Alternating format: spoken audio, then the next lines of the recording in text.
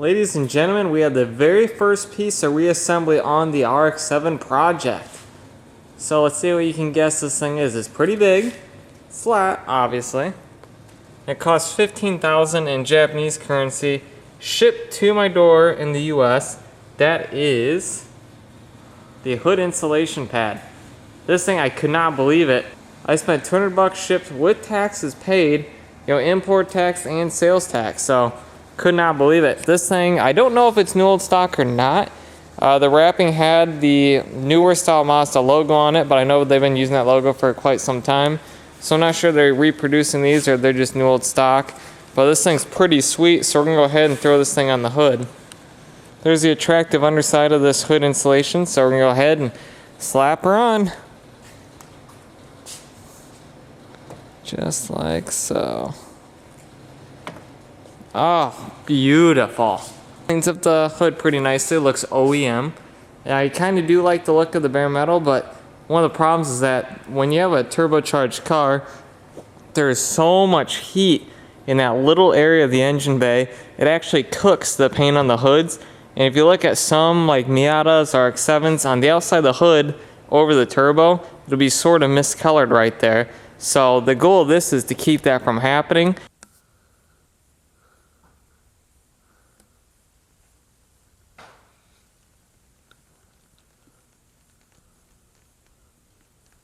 All of the parts are finally painted and sitting out. Go ahead and get these cleaned up and then start putting them on. We're just going to start adding in all the little pieces in the engine bay and see where we get.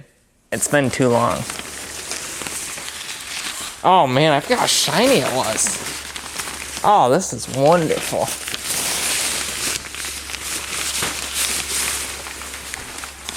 Oh, it's beautiful.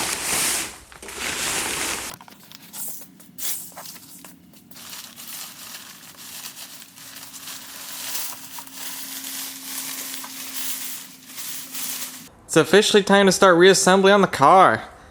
What we got going here, we got our tools all laid out on this nice rollable cart. I do have to give a shout out to Harbor Freight. Their tools are awesome, but check this out.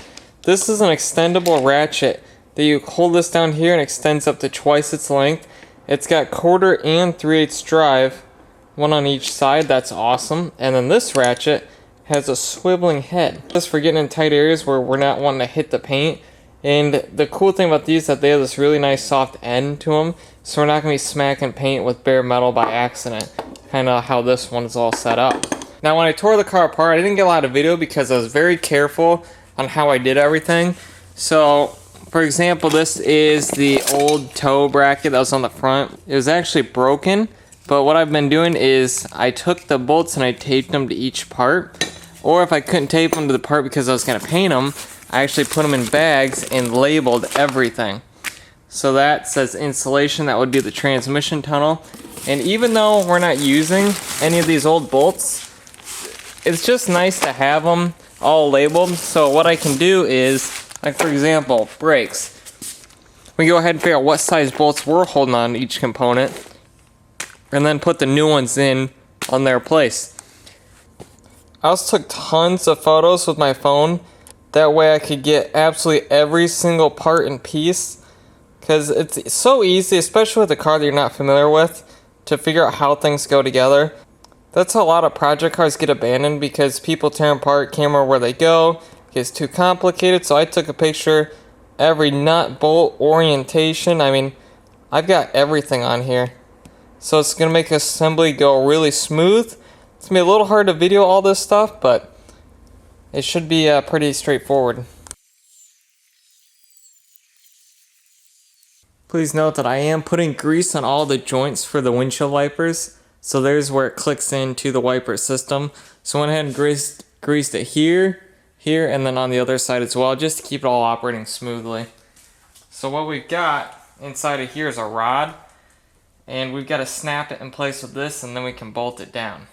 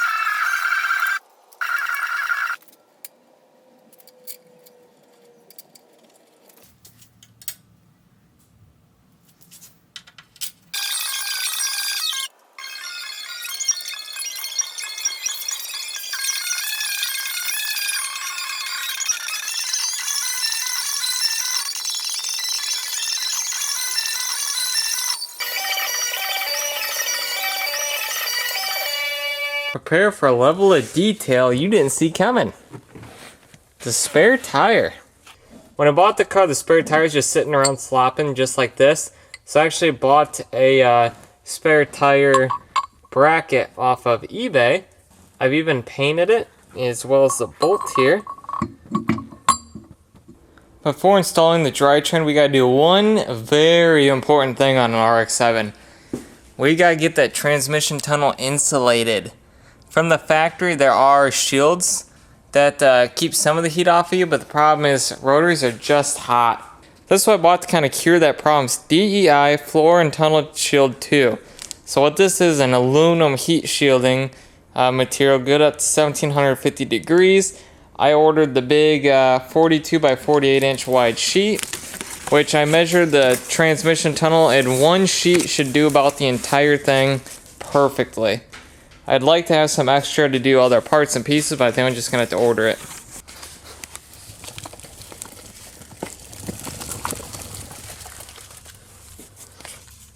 We're under the car right now looking at the transmission tunnel. Right there's the engine bay. I measured the heat shielding, and we should theoretically be able to go from this spot right here all the way back to, I'd say a good stopping point would be this line right here. It's kind of where the parking brake cable goes. Now I've already gone ahead and taken out the parking brake cable that connects to these two, goes into this bracket, and then up into the compartment area here. So if you think about the shifter is right here, so you're sitting about here, so your legs are from here forward, which means that this area right here is all kind of that back rear bin storage area. So the heat's not going to affect you too bad right here, but we're going to go ahead and just do it anyway.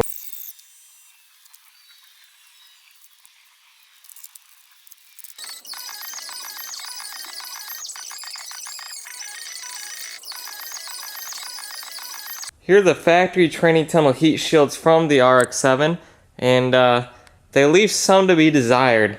All they give you is just a little bit for the one side and then just a hair for the back end. What's kind of sad is they don't even pack the entire thing in insulation, just small little sections, and obviously that's not going to stop much at all. Here's my finished product on insulation. This front piece is factory.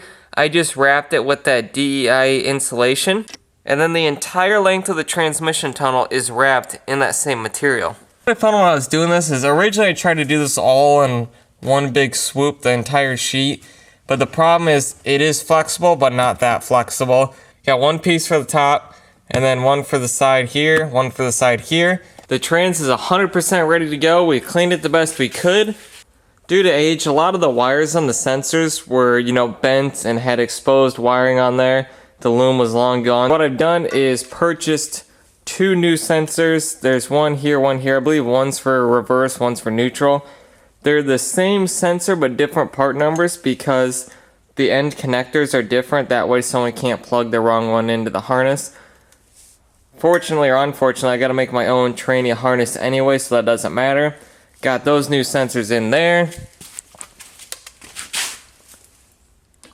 Then I bought lightly used sensor for here. Same with the speedometer. 5th gear synchro is all in there, updated, ready to rock. New bearings, new bushings for the shifter. The clutch fork on these are known to give out after time. So I thought, you know what, while we're here, we're gonna go ahead and replace that too. So got a brand new one of that. Pretty much this thing should be ready to rock. It's not perfectly clean because that's just a problem with aluminum, but way, way, way better than what it started out with. All the little known quirks have been fixed before they go wrong. Today is a big day. We're gonna finally drop in the transmission. Super high quality product. They gave me installation instructions. They've got this really nice rubber mount to keep the thing from making noise and rattling inside of the cabin. Let's go ahead. We're gonna slide the transmission under the car and then kind of just start bolting everything up. It's gonna be a little hard to see on video, but I'll do my best to capture it all.